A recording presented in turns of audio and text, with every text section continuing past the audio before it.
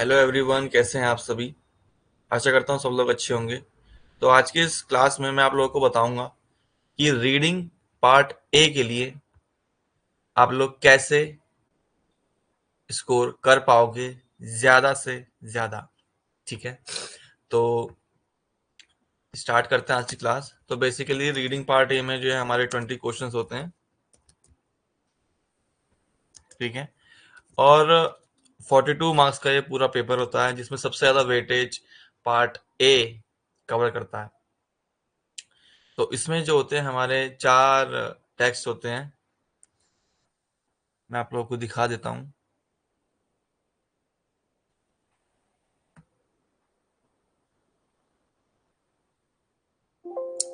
Okay, सो इसमें थोड़ी problem आ रही है। हम्म,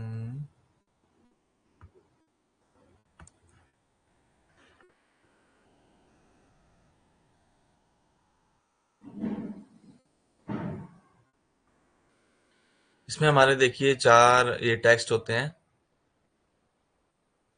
देखिए, टेक्स्ट ए, टेक्स्ट बी, टेक्स्ट सी और टेक्स्ट डी।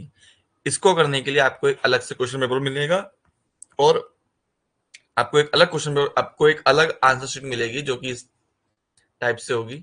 ठीक है, जिसमें बस क्वेश्चन होंगे और उसके लिए यहाँ पे स्पेस होगा। ठीक है, यहाँ पे आपको अपने आंसर लिखने हैं। ठीक है, ऐसे। तो पार्ट ए में रीडिंग के स्टार्टिंग के 1 to 7 क्वेश्चंस ऐसे दिए हुए होते हैं, जिसमें सपोज ये क्वेश्चन दिया हुआ है, the outward appearance of the tubes. इसमें यहाँ पे आपको क्या लिखना है, आपको ये लिखना है कि the outward appearance of the tube, कि ट्यूब की जो आउटवर्ड अपीयरेंस है वो कैसी है। तो ये चीज कैसी है, इसको आपको यहाँ पे आंसर में ये आएगा कि किस टेक्स्ट में ट्यूब की आउटर अपीयरेंस के बारे में बोला गया है, या टेक्स्ट डी के बारे में, टेक्स्ट डी में बोला गया है, टेक्स्ट सी में बोला गया है, टेक्स्ट बी में बोला गया, या फिर ए में बोला गया। तो आपको उसमें ये चीज लिखनी है। ठीक है, ये स्टार्टिंग के 7 क्वेश्चन ऐसे ही हैं। ठीक है, सबको आपको इसमें ए बी सी या डी में से आपको बस लिखना है। ठीक है, अब बात करते हैं फ्रॉम 8 to 15।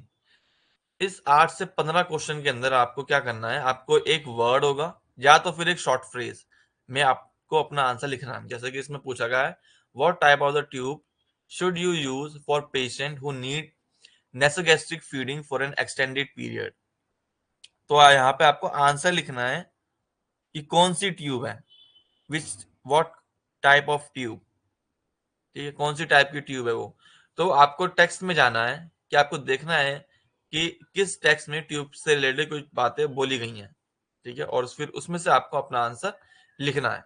ठीक है, ये तो हो गया 8 to 15। अब बात करते हैं 16 to 20। इसके अंदर जो होता है, आपको फिल इन द ब्लैंक्स होते हैं। या तो इसके अंदर नंबर हो सकते हैं, ठीक है, इसमें आप वर्ड्स लिख सकते हैं, या फिर इसमें दोनों चीजें हो सकती हैं। अब जो सबसे ज्यादा इंपॉर्टेंट समझने वाली चीज रीडिंग पार्ट ए में, वो यह है कि कि सपोज करो यहाँ पे लिखा हुआ है, जैसे कि यहाँ पे लिखा हुआ है, यू शुड डैश इट। तो इस डैश के अंदर वही वर्ड आएगा, वही एग्जैक्ट वर्ड वही आएगा जो कि हमारा टेक्स्ट में दिया हुआ है। सपोज करो यहाँ पे लिखा हुआ है, किसको देखें, देखो जैसे कि यहाँ पे लिखा हुआ है एडवांसिंग इट। ठीक है, ए स्मॉल है ना, इट लिखा हुआ है। मैं आपको दोबारा दिखाता हूँ। ठीक है, सपोज करो यहाँ पे एडवांसिंग आना होता, तो आपको एडवांसिंग एग्जैक्ट वैसा ही लिखना है जैसे क्वेश्चन पेपर में लिखना। आप ऐसा नहीं कर सकते कि आपने ए कैपिटल कर दिया। ठीक है, ऐसा नहीं कर सकते आप। जैसे सपोज करो the tube to use is dash in size, dash in size लिखा हुआ है। ठीक है, सपोज करो इसका आंसर होना चाहिए था, सपोज करते हैं 7 to 10 FR। आप इसको FR ही लिखोगे, फ्रिंज नहीं लिखोगे। अपने आंसर शीट में इसको FR ही लिखोगे, आपने फ्रिंज लिख दिया तो ये आंसर तो गलत हो जाएगा। आपका मार्क्स मार्क्स कैंसिल आउट हो जाएंगे, इसके नेगेटिव मार्किंग नहीं होगी, बट आपका आंसर गलत हो जाएगा। आपको वैसे ही वर्ड लिखने हैं एग्जैक्ट। यहाँ पे 7 और 10 के बीच में ये चीज है, ये साइन है। अगर आप इस साइन की जगह 2 लिख के आ जाओगे ना, 7 to 10, तो भी गलत हो जाएगा। तो जैसा क्वेश्चन पेपर में दिया हुआ है, सेम एग्जैक्टली आपको वैसा ही लिखना है। जहां पे एफ कैपिटल है, आर स्मॉल है, तो आपको अपने आंसर शीट में एफ कैपिटल और ही लिखना होगा। ठीक है, तो ये चीज रहती है। तो आपको ऐसे करना है। अब इसको करने के लिए आपको जैसे ही क्वेश्चन पेपर मिलेगा, आपको आपको स्किमिंग और स्कैनिंग करनी है। जिसको नहीं पता स्किमिंग स्कैनिंग स्कैनिंग क्या होती है, आप लोग मेरे पहले वाले जो ओवरव्यू वाली वीडियो है, क्लास है, उसको आप लोग देख सकते हैं। ठीक है, इसमें जैसे आपको क्वेश्चन पेपर मिलेगा, आपको आपको तुरंत ही रीड करना स्टार्ट कर देना। और रीड करने के लिए आपको ऐसा नहीं करना कि आपको ऐसे पढ़ना पड़ेगा, आपको मंत्र नहीं पढ़ने हैं। आपको क्या करना है, आपको ये वर्ड ढूंढने हैं। ये मैंने कुछ कीवर्ड्स लिखे हुए हैं जिनको आपको अंडरलाइन करना है, और इन्हीं के अंदर ही आपका आंसर होगा। ठीक है, इन्हीं के अंदर ही आपका आंसर होगा। पहला आएगा टाइटल, कि जो टेक्स्ट का जो टाइटल है वो आपको अंडरलाइन करना है। ठीक है, पहली चीज। दूसरा, सेक्शन हेडिंग का क्या मतलब होता है? सेक्शन हेडिंग का मतलब ऐसे समझिए, जैसे कि ये वाइड बोर, फाइन बोर। ठीक है, ये चीज आपको अंडरलाइन करनी है। तीसरा आता है सब हेडिंग्स।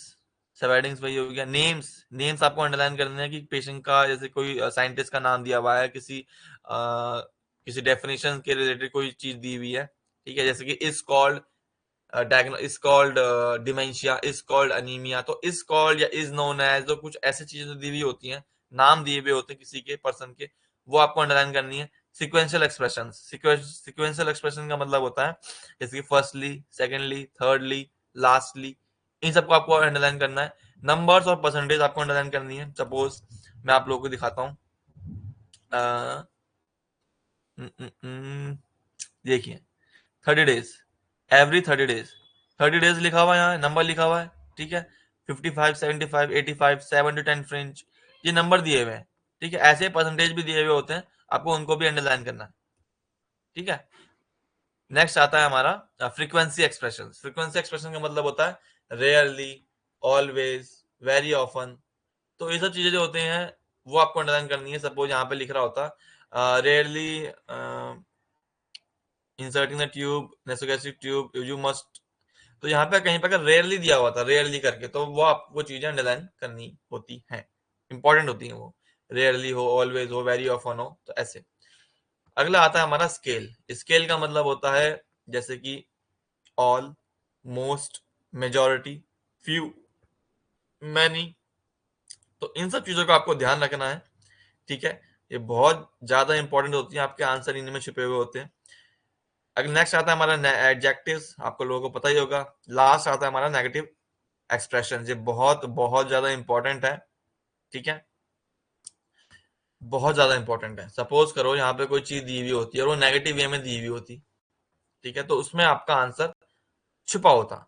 ठीक है, तो ऐसे आपको अपनी चीजें वो करनी है, अंडरलाइन करनी है कुछ कीवर्ड्स। मैं आप लोगों को ये नहीं बोलूंगा आप लोगों को कि जो है आपको जैसे क्वेश्चन पेपर मिले आपको बस ऐसे पढ़ना स्टार्ट कर देना है, जैसे आपको ऐसे मंत्र नहीं पढ़ने हैं। मैं फिर बोल रहा हूँ, बहुत सारे कोचिंग सेंटर्स में आपको ये बताया जाएगा, या तो आप लोग ऐसे ऐसे मंत्र पढ़िए। ठीक है, या तो आप लोग क्या करिए, अपनी अपनी आंखों को left to right, left to right, left to right करिए। ऐसे करने से पता क्या होगा, आपको कीवर्ड्स आपके हाथ से मिस हो जाएंगे और आपको समझ में भी नहीं आएगा कि टेक्स्ट बोल क्या रहा है, क्या क्या रहा है, इसके अंदर है क्या। ठीक है, लास्ट जो चीज है, वो सारी चीजें मैंने कंप्लीट कर ली है। लास्ट एक चीज है जो मैं आपको बताना चाहता हूँ, सबसे ज्यादा इंपॉर्टेंट है, कोई नहीं बताएगा आप लोगों को, कि टेक्स्ट के स्टार्टिंग की 3 लाइन और लास्ट की 3 लाइन, ये इंपॉर्टेंट होती है। ठीक है, और दूसरी चीज, जहां पे भी हाउएवर आ जाता है, बट आ जाता है, देयरफॉर आ जाता है, तो आपको इन चीजों का ध्यान रखना है, क्योंकि after comma there is answer. जैसे कि यहाँ पे मोर लिखा हुआ है। ठीक है, तो मोर, मोर क्या आएगा इसमें, देखो बताओ, स्केल है एक। ठीक है, तो ऐसे आपको अपने आंसर ढूंढने हैं और आपको ऐसे ही चीजें अपनी टेक्स्ट के अंदर अंडरलाइन करने हैं, कीवर्ड्स। तो नेक्स्ट लाइव क्लास में मैं आप लोगों को बताऊंगा कि आप लोग पूरा पार्ट ए कैसे कंप्लीट करोगे। ये था बेसिक्स, और बहुत ही ज्यादा इंपॉर्टेंट चीज थी ये क्लास, बहुत इंपॉर्टेंट हो गया आप लोगों के लिए। सम